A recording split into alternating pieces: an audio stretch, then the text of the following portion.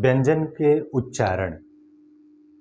आपने पहले देखा होगा कि व्यंजन किसे कहते हैं, व्यंजन कितने प्रकार के हैं।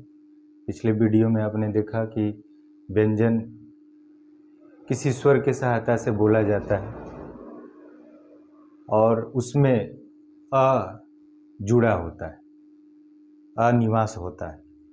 जैसे हमने आपको बताया था स्पर्श व्यंजन, अंतस्थ व्यंजन, उष्ण व्यंजन, संयुक्त व्यंजन। अब हम पढ़ेंगे कि ये व्यंजनों का उच्चारण स्थान क्या है। जैसे क वर्ग में क से लेकर अंग तक ये क वर्ग में आता है और इनका जो उच्चारण स्थान है कंठ से बोले जाते हैं। जैसे क, ख, ग, घ, अंग, अ, आ, ह, विसर्ग, ए।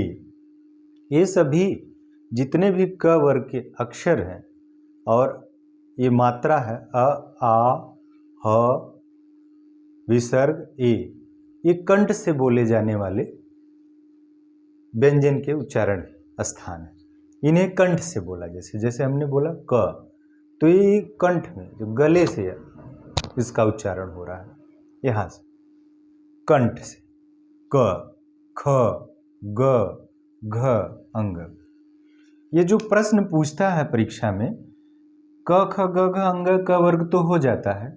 इसके बाद जैसे अ, आ, ह, विसर्ग, ए, इन सब के बारे में पूछता है, तो ये इंपॉर्टेंट है आपके।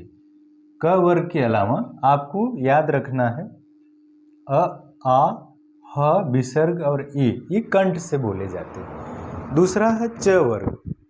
च वर्ग में इचु यशाना, मतलब च, छ, ज, झ, ई, य, श, ये तालु से बोले जाते हैं। श, ई, य, श, तालु जो जिह्वा के नीचे है, तालु, इससे बोला जा रहा है। च, छ, ये तालु में जाके टकरा रहा है। ज, झ, ई, य, श, ये परीक्षा में पूछता है कि ये कैसे बोला जाता है या इसका उच्चारण स्थान क्या है। तो जो च वर्ग है, च वर्ग के अलावा ई, य और श, ये तालु से बोले जाते हैं। इसके बाद आते हैं हम ट वर्ग। ट वर्ग में घर्षण होता है, जैसे ट, ठ, ड, ढ, ड़, री, र, श।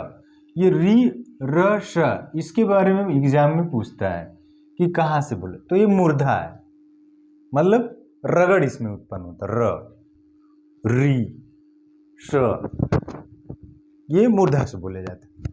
त वर्ग में त, थ, द, ध, न, ल, श, व, ये दंत से बोले जाते हैं। इनको जो है दंत से बोला जाता है, टकराते हैं दांतों से। जैसे त, थ, द, ध, न, ल, श, व, ये दंत से, दांतों से टकराते हैं, इसको दंत से बोला जाता है। इसका जो उच्चारण स्थान है, जैसे त, परीक्षा में ये पूछता है आपका ल, श, व, ये ल, श, व दंत से बोले जाते हैं, इसका उच्चारण स्थान।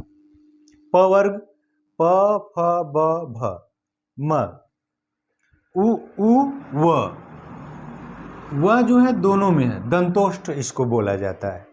ये दंत वर्ग से बोला जाता है और पर्व होष्ठ, होठों से बोला जाता है। होष्ठ का इसका उच्चारण स्थान है होष्ठ। व्यंजन का अंतिम वर्ण ह है, स्पर्श व्यंजन का अंतिम वर्ण म है, उत्क्षिप्त व्यंजन ड और ढ, द्वितीय व्यंजन जो है द्वित्व व्यंजन जिसको बोलते हैं, जैसे उसमें दिल्ली, पप्पू, लड्डू द्वित्व व्यंजन में आ जाते हैं। आगध व्यंजन में ज और फ आते हैं।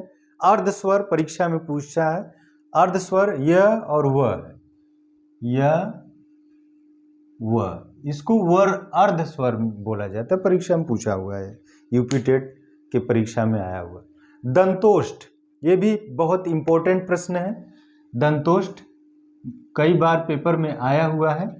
दंतोष्ठ मतलब दंत वर्ग से भी बोला जाता है और होष्ठ वर्ग से, जैसे त थ द ध न, तो ये दांतों से भी बोला जा रहा है और होष्ठ से भी बोला जा रहा है, जैसे व और त, तो ये दोनों से बोला जा रहा है, तो इसीलिए इसको दंतोष्ठ बोलते हैं। कंठ तालव्य, कंठ से भी बोला जाएगा और तालु से बोला जाएगा। कौन? ए ऐ, ये कंठ से भी बोला जा रहा है और तालु से भी बोला जा रहा है। ए ऐ, कंठ तालव्य इसको बोलते हैं। ये भी महत्वपूर्ण है, आपके जो उच्चारण स्थान है ये पेपर में बार बार पूछता है। कंठ और होष्ठ से जो बोले जाने वाले हैं ओ औ, ओ औ, कंठ से भी बोला जा रहा है ओ औ, होष्ठ से भी बोला जा रहा है ओ औ। इसके बाद आपने सारा पढ़ लिया, ये बहुत ही महत्वपूर्ण है, इसको याद करें, इसका प्रयोग करें और प्रैक्टिस करें।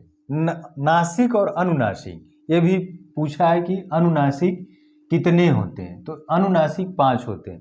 ये नासिक नाकों से बोला जाता है, इसको अनुनासिक बोलते हैं। जैसे ञ ण अंग ञ ड़ न म, यहाँ से नासिका से बोला जा रहा है, तो ये महत्वपूर्ण है, इसको याद करें।